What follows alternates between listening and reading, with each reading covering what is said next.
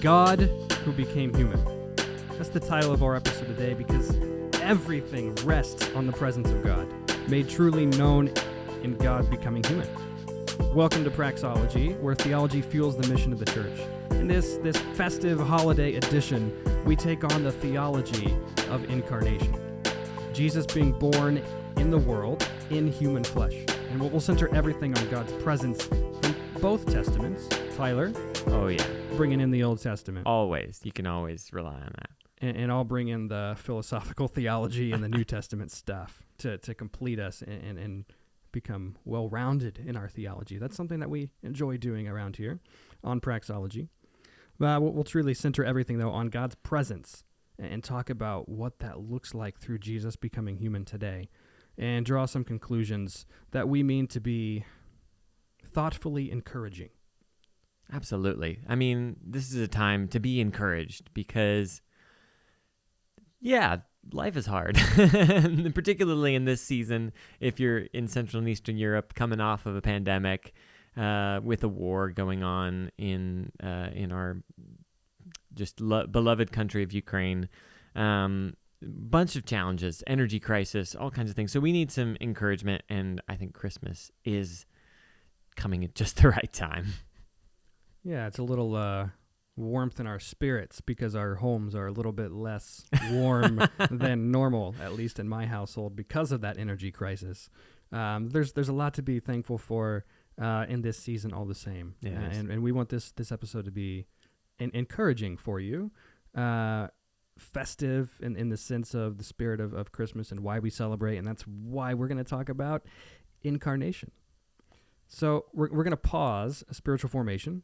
I think, though, we can make a connection. I can't help myself. I love to make connections. You are the man of connections. We can make a connection to Christ and to the community before I let you take us into the Old Testament, Tyler. The point of formation is Christ-likeness and the character of God. Toward this end, to add that community piece of formation is to bring in the concept of Advent. There are, I just think this, that there are two different kinds of people. Those who love Christmas and those who really just don't care. There's no in between. It's like, I love Christmas, or somebody saying, get out of here with that stuff. It's just a normal day. Growing up, I really cared about the presents and the food, but I really kind of missed the point, I think, if I'm critical of myself. I went to what would be conceived of as a Baptist church, non-denominational, but Baptist, and we lit the candle every week. Someone got up and said something about hope, joy, whatever, and then that was it. We'd move on with the rest of the service. There wasn't much fanfare at all, and it seemed like it was just oddly out of place. A liturgical element in a very low church setting was disorienting to me as I was young. I think, though, the point is lost if it's not stated. No one said why we did that or why we should actually care. Advent was just caught up in the rest of the season. And interestingly enough, I was curious about, what was the advent of Advent? When did Advent actually begin? And come to find out, it's Gregory of Tours. If you disagree, go disagree with him, please. He said that the beginning of Advent should actually be with the celebration of the St. Martin's Day feast, which has just recently happened for the Czech Republic and November 11th, and I know that because it's my oldest son's birthday, and so we love celebrating his birthday with a duck feast. Oh, nice. Yes. Nice. Wonderful. Yeah. So that's where St. Gregory of Tours says it should be caught up in St. Martin's. That should be the official start. So if you want to put your tree up a little early, like my family, then we do it early, like November 20th every year, roughly. We're abiding by Gregory of Tours. Yes, we're actually putting it up late, according to him. Next year, you can always fix that. Yeah, there are traditions here, in Czech, where it's like put the tree up on the 23rd. Yes, day before. Yep. Yeah. But then you keep it up longer, and then you're really, really enjoying the days of Christmas. We like to linger. Mm-hmm. We'll talk about that later, but we just like to linger in the Christmas season and look at the lights. It's fun for the kids to be like, I want to turn the lights on this morning. We just want them to do it as many times as possible. before we have to put the tree away. There you go. And then it's just in the closet, Yeah.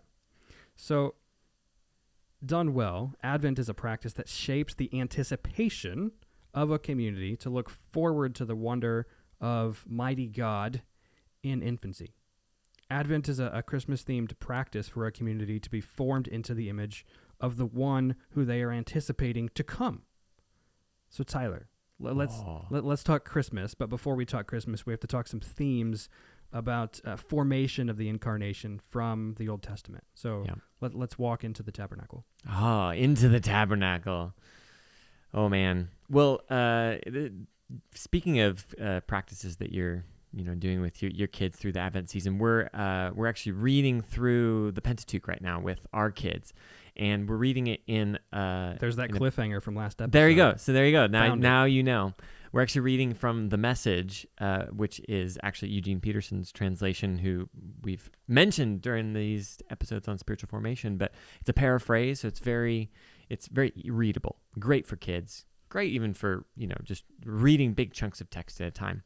And it's really interesting that he doesn't use the word tabernacle, because that's kind of a made-up word. It's it's an old word. It's an old word. It's an old word, and so maybe even some of our listeners might not be familiar with that word. He uses the word dwelling, the dwelling of God. I'm trying to think what the word in Czech is. Příbytek, maybe? Yeah.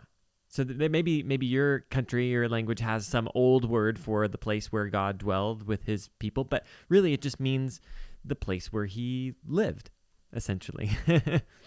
And so I'd love to talk about that and go to one of the often neglected books of the Bible. None other than Leviticus. You knew I didn't want to say it and be like randomly Exodus this time. You say it's not. No. It's your favorite book of the Bible. We gotta go to Leviticus. But it's really all about this. It's about God dwelling with his people and how seriously he takes it and how seriously the people of God should take it as well. And I think that's it, in the New Testament, Leviticus is quoted quite often, and that's the very reason why. Yeah. It's interesting. I was listening to another podcast about Leviticus and how in the Christian world, if there's a new commentary series that's coming out, what books are they going to write commentaries on first? Leviticus. Not no. They're going to write, they do the 4 Gospels first, and then probably Paul, and then some of the, important books of the Old Testament, like the Pentateuch, and then Isaiah and stuff. And then maybe at the very, very end, they'll throw in a commentary on Leviticus. But with Nahum. With Nahum, and yes. Revelation. And Obadiah. Exactly. And Revelation, depending on what tradition you're in. Yes. But the podcast was talking about how in the Jewish tradition, it's actually flipped, that when they're writing a commentary series, they dwell in Leviticus. Jacob Milgrom was a Jewish scholar who wrote probably the most significant commentary on Leviticus, and it's just massive. I think it's 3 volumes. Like, imagine a 3-volume commentary on this book that we just skip over. It's amazing, and it's also a tragedy. So anyway, to prove my point, we need to revisit our dislike for Leviticus, because it's such good news. It's good news about a holy God who wants to dwell with his people and is doing everything he can to make sure that his people know their part in making that happen. Absolutely, yeah. So Leviticus is it's lots of rules and regulations about the priests and about this house, this movable house, this tent, the dwelling, the tabernacle. And if you're just starting right in Leviticus, you might miss the significance of it. You need to back up into Exodus a little bit, but then also, thankfully, at the end of Leviticus, we kind of get the why again. Mm-hmm. We can get caught up in all the what, but then the why. The what is where people sort of get lost and stop reading. So that's right. Skip forward. So and then skip go back. forward. Exactly. We'll read backwards. That's anyway. That's another book that yes. Read back. Yeah. There's a book about from a New Testament scholar. Anyway, it's called Reading Backwards. Oh, that's right. Who is that guy? Hayes. Yeah, Hayes. Yep. So, anyway, sorry. At the end of Leviticus, Leviticus chapter 26, verse 11 and 12. God says, I will make my dwelling among you, and my soul shall not abhor you. And I will walk among you and will be your God, and you shall be my people. I am the Lord your God, who brought you out of the land of Egypt, that you should not be their slaves. And I have broken the bars of your yoke and made you walk erect. Upright. That's right. Thank you. Upright. This is not the translation I usually use, but I left my other Bible at home. I will make my dwelling among you. Basically, God is saying, I want to live with you, which is just crazy. God wants to live with people. And his people do also, because they carry his house around. That's right. Moses in Exodus around 32, he says, like, we can't move forward if you don't go with us. Mm-hmm. So there's that sense, like, the people of God need God to be with them, and God wants to be with his people. There's this interesting phrase, my soul shall not abhor you, which means basically I won't hate you. Or I won't get frustrated with you. And because there's this problem of, the people are dirty and they're sinful, and there's lots of good reasons for God to be frustrated with his people. But he's saying, no, I want to make this work. I will dwell with you. I want to dwell with you, and we're going to find a way forward. I will walk among you, and I will be your God, and you shall be my people. There's a deep desire for a relationship that God has here, and that he wants to be reciprocated. I will be your God, you will be my people, and we're going to do this together. God is obviously on a totally different level. The power dynamics are very skewed here, and yet God comes down, and his throne is in heaven, as the Psalms and many of the prophets remind us. His throne is in heaven, but his dwelling is with his people. And that's just kind of crazy, kind of mind-boggling. In Leviticus, the people have a big responsibility to kind of maintain this relationship, or to keep their part of it. God's already done a ton. He even says, I rescued you. I broke the bars of your slavery so that you could walk straight. You could walk tall. And we could go forward together. The people also have a role to play in keeping things clean and keeping their lives ready for God. And they don't always do that so well. No. Fair to say? Yeah, that's fair to say. So God does get frustrated. God eventually does withdraw his presence, as we read in Ezekiel. Ezekiel gets a vision of the glory of God actually departing the temple. And that actually is a loving thing to do. It's loving, yeah. Point that out. That God withdrawing can actually be loving. There's all over the Bible, even New Testament, elements of a theology of divine hiddenness is what it's called. Yeah, absolutely. That's what's behind what you're saying now. Absolutely. Continue with Ezekiel. Mm-hmm. Yeah. So, but there is still a hope, and because Ezekiel ends with this new temple, this new construction, new house of God, there is the hope that God will return, that his presence will once again dwell with his people, and that they will be his God, they will be his people, and he will be their God. So I think this Jesus and Christmas and Advent connect to a lot of themes from the Old Testament, but this one of the presence of God with his people is so central. Yeah. So there's the kickoff. Do you want me to go to the New Testament? Because I'll just make the clearest connection possible. Go for it. John chapter 1. If you want to jump into the New Testament before I do, oh man, then by all means, let's hear. This does not happen very often.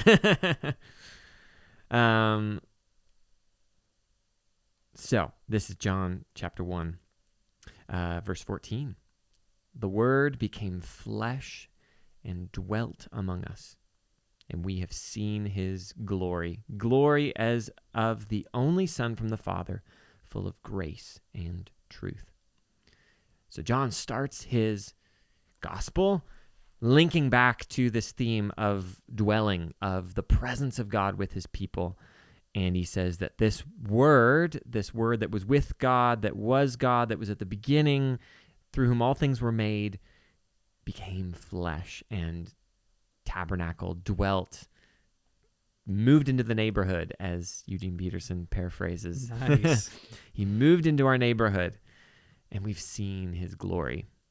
Also a very important theme from Leviticus. So moved into our neighborhood, and we eat from his table. Yeah. Wow. Yeah, right. So that's amazing. So that's where John starts when thinking about this amazing thing that we're celebrating at Christmas, the coming of Jesus. God has made his dwelling among us. And I'll just make a theological comment at this point that we are now firmly allowed by all biblical scholars to expressly talk about the idea of incarnation. And in fact, the Old Testament actually points to that because you yourself have just done it. Oh, sweet. Well, that's encouraging. Now, there's something to be said for not reading in the New Testament into the Old Testament too much, like reading backwards. Yeah. But building I suppose we would call it a biblical theology of incarnation. Yeah.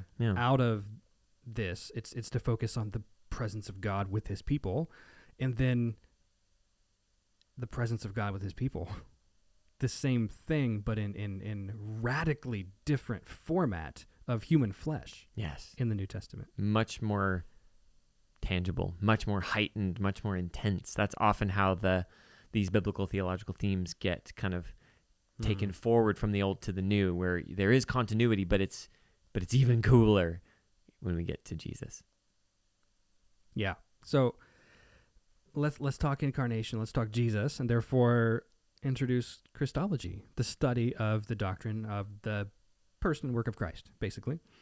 And we'll use that to talk about the incarnation. So within broader systematic doctrine, incarnation falls under Christology.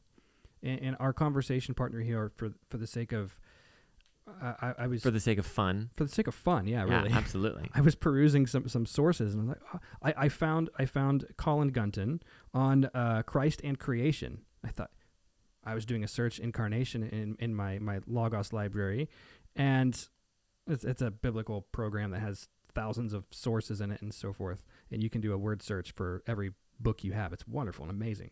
And I was like, why is incarnation in being discussed by Gunton here? So I pulled it open, and I found myself for the next 30 to 45 minutes rereading the same section over and over, because I was like, wow, is that what he meant? Did I miss something? And I go back and read through it again. So we'll use him as our conversation partner because it's fun, and also it's easy to have one person rather than 6 or something that we're talking about. So Colin Gunton came out of the UK. And he was well known for Christology and also Trinitarian theology before talking about the Trinity and mystery and that kind of thing was cool. Sweet. People were like, we don't believe that, and he was like, no, it's a thing. We're going to bring it back. We're going to bring it back. So he was the early part of the cool part. Yes. Of Trinitarian theology today. For the sake of focus, we'll just go with him and talk about that, his notions in Christ and creation. I think before we get to what he has to say, we'll introduce some Christological categories with sort of spatial ideations. So again, I said we're having some fun here. Spatial ideations that are typical of written texts on the incarnation. So we can talk about Christ vertically, right? Christ vertically, relating like standing up to God, like standing up. Yes, relating to God, and then horizontally, God relating sort of outward on the horizon to others. More commonly, of Christological language, above and below. We think about, that's pretty easy. Think about where you are right now, relationship to God above, and then also with God outward to others.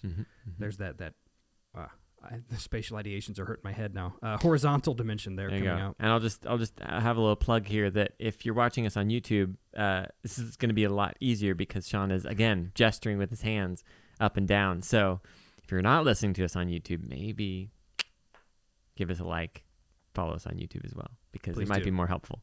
And leave a review. That'd be great.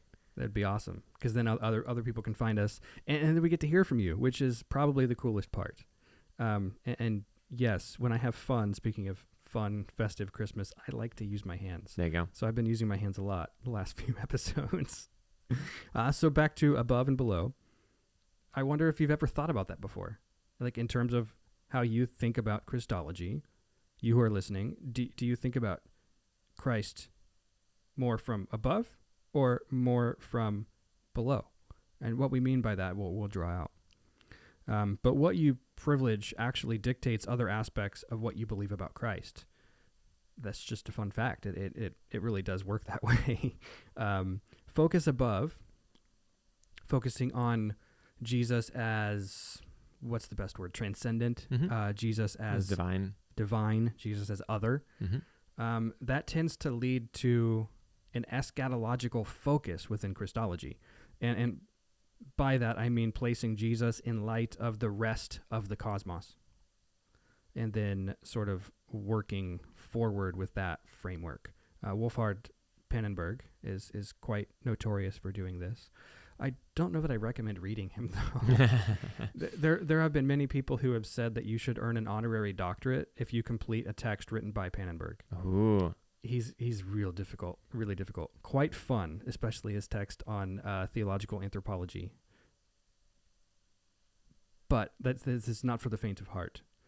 Go into that with full resolve and gusto. Yes, gusto. So focus above leads to the eschatological focus, Christ among the cosmos. Focus below is an orientation that leads to a focus on more of historical Jesus. Jesus as a historical person, and then matters of like the present. And it's not that eschatological things are never brought in, but that's the framework that begins the whole thing. So I wonder, do you have, like, in reflecting for yourself, do you think of the incarnation of Christ from above or from below? Because if you're above, you're going to have that more eschatological focus. Below is more that really personal, historical element. Is it fair to so even for our listeners, these are not the categories that I normally float in. So I'm learning as you are as well from Sean and from Gunton.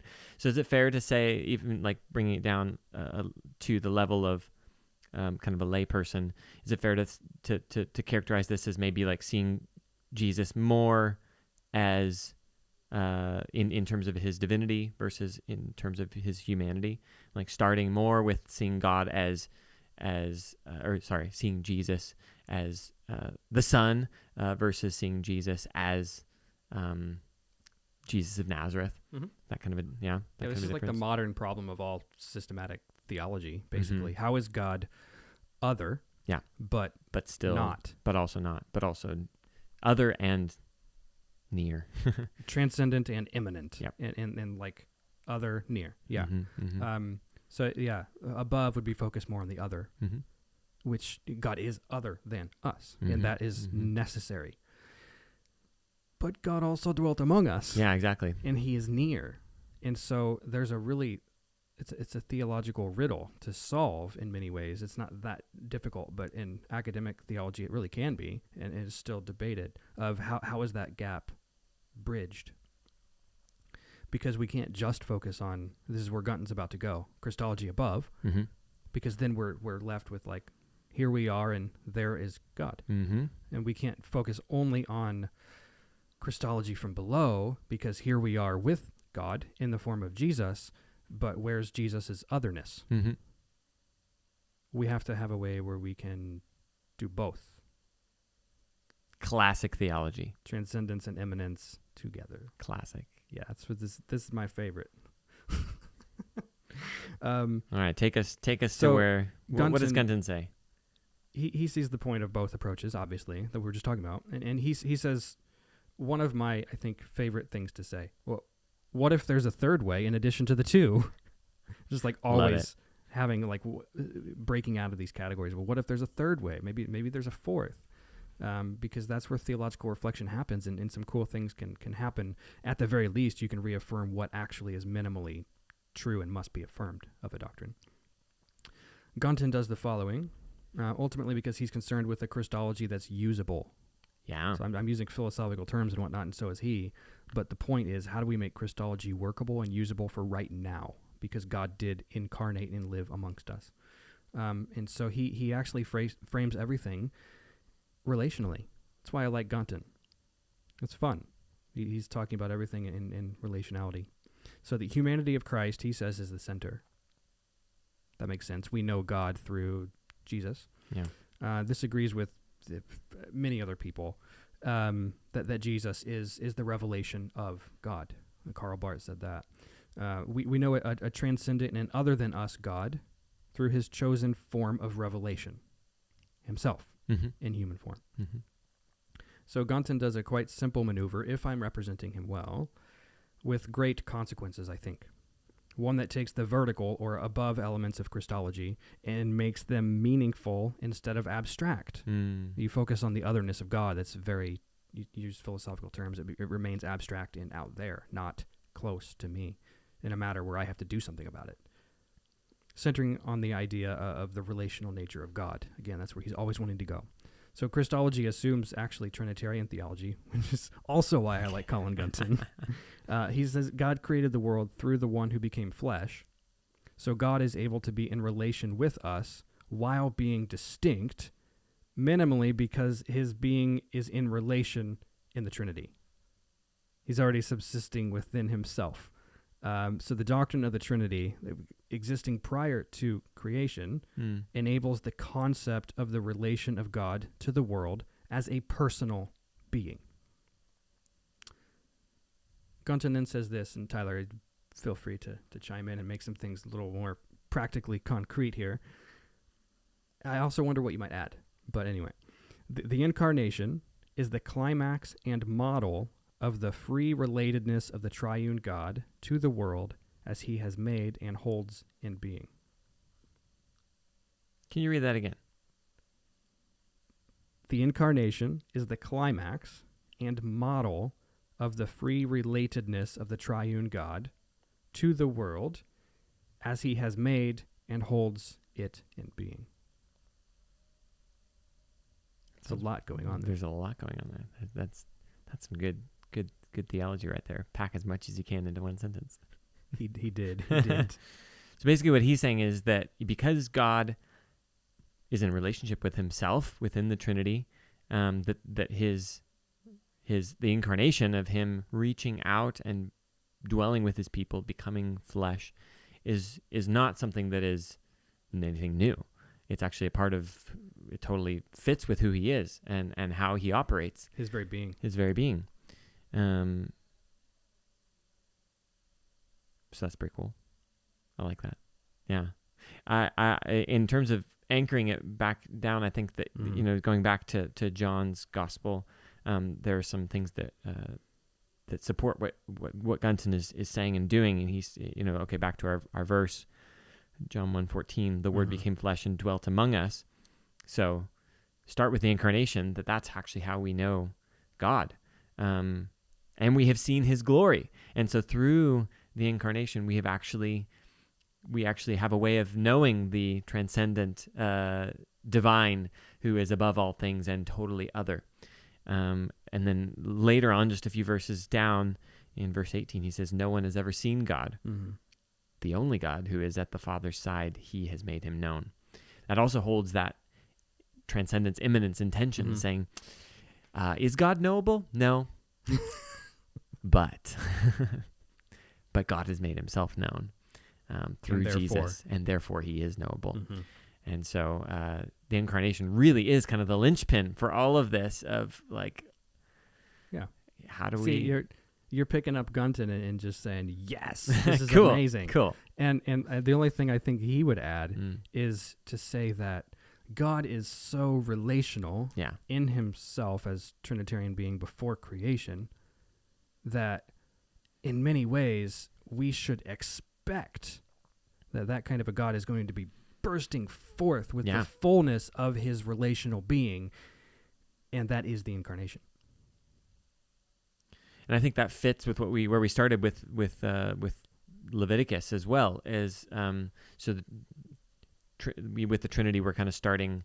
We're moving backwards. We're reading backwards essentially because Trinitarian theology is something that developed, and so we understand better the Trinity as we move through Scripture and even into the early church, and when some of those things were worked out and understood better. But even starting at the beginning and working our way forward, we can see these same things, that God is a God who is creating out of the goodness of who he is and inviting others to participate in his being and in his work, and that he's not a God who is aloof or just keeps his creation at an arm's length, but despite his difference, his otherness, he's coming down. That's a phrase that Genesis loves to use, that God came down and investigated things that were happening, and so God, we should totally expect this, that of course this kind of a God who is reaching out, who is coming down, who wants to dwell with his people despite his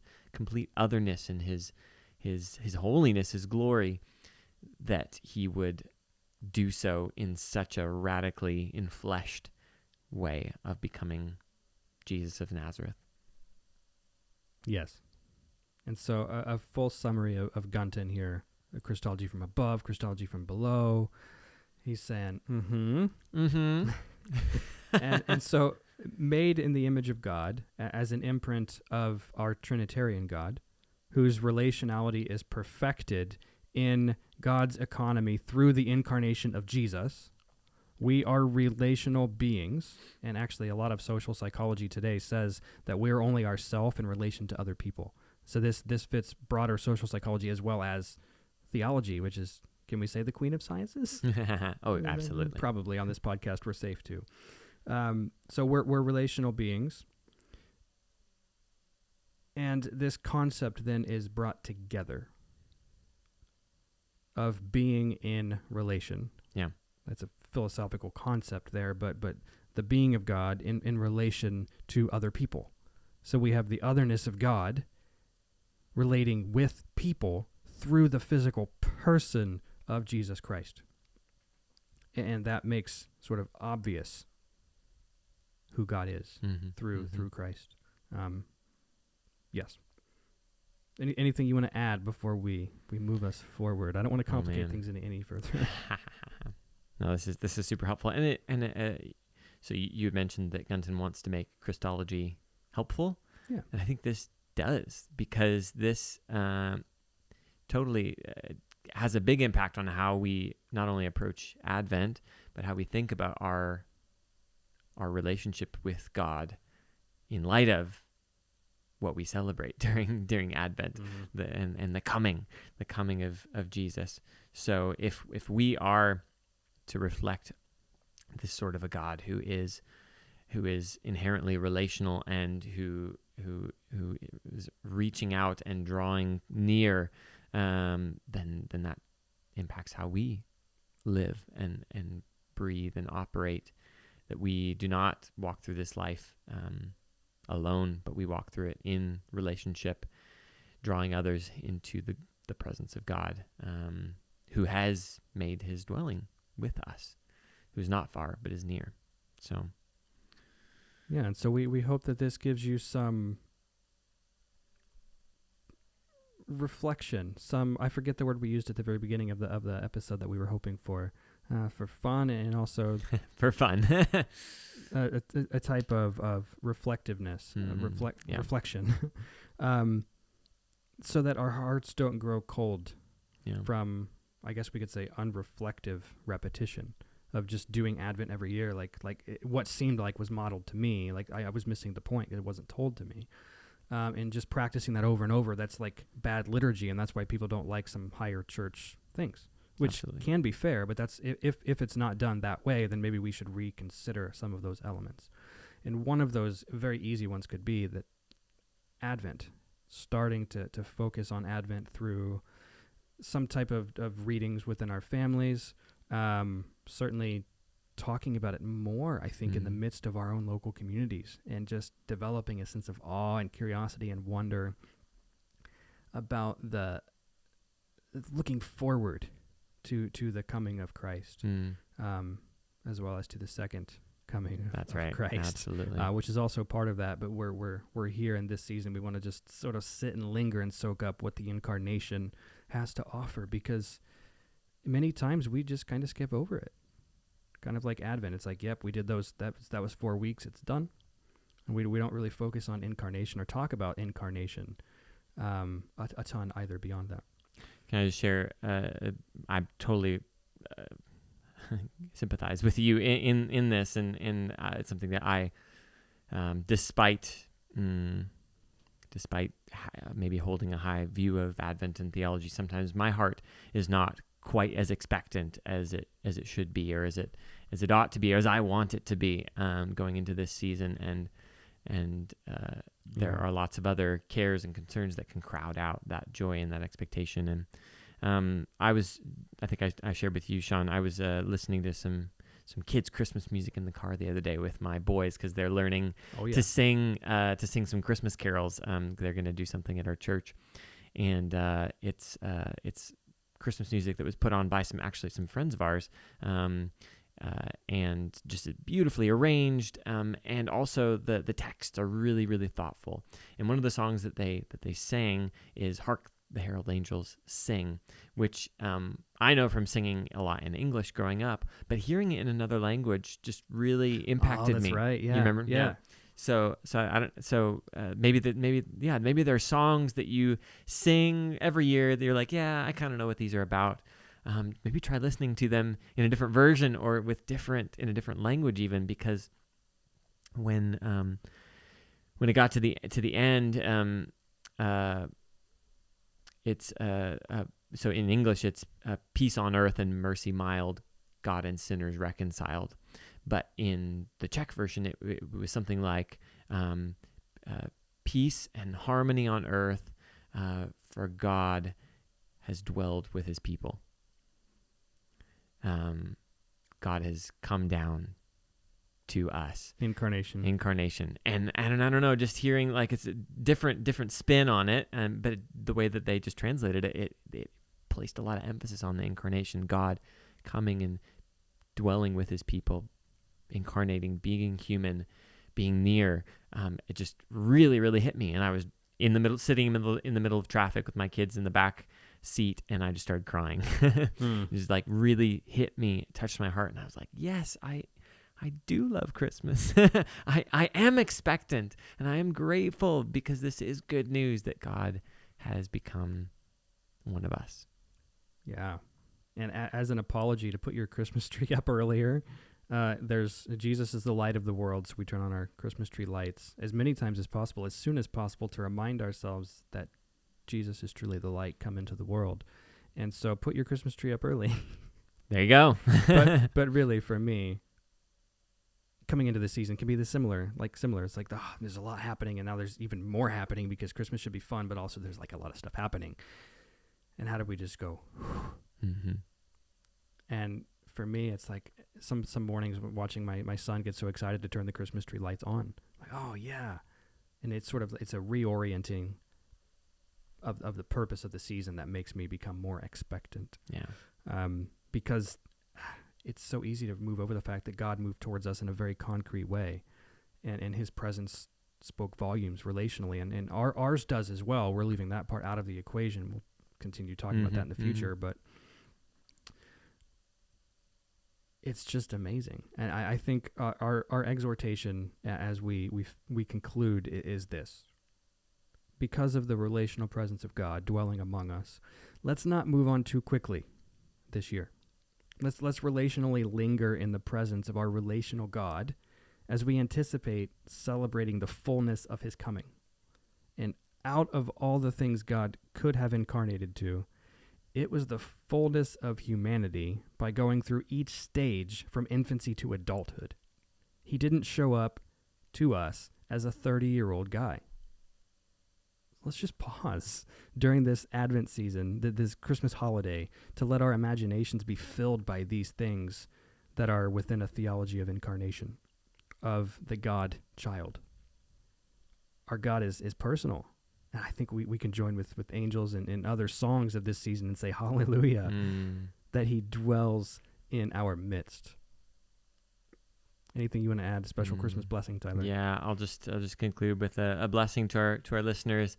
May you be filled with joy and peace and hope and love because of this God who wants and desires to be near to you, who is not far, who is other, who is holy, who is glorious, and yet is so near and specific. Most significantly in the person of Jesus, but also by the power of his Spirit with his chosen people. So may God fill you and give you joy because of his presence this season. Yeah, and the free relationality of the Trinity, choosing to love. Let's remember and celebrate and be blessed by the fact that God incarnated amongst us. He freely chooses to love us in this season. Mm-hmm. And we'll just pause and reflect together and say, Amen. Come, Lord Jesus. But let's linger and say, the God child dwelled among us. Wow. With that, we say Merry Christmas, and we'll see you next time. Merry Christmas. See you next time.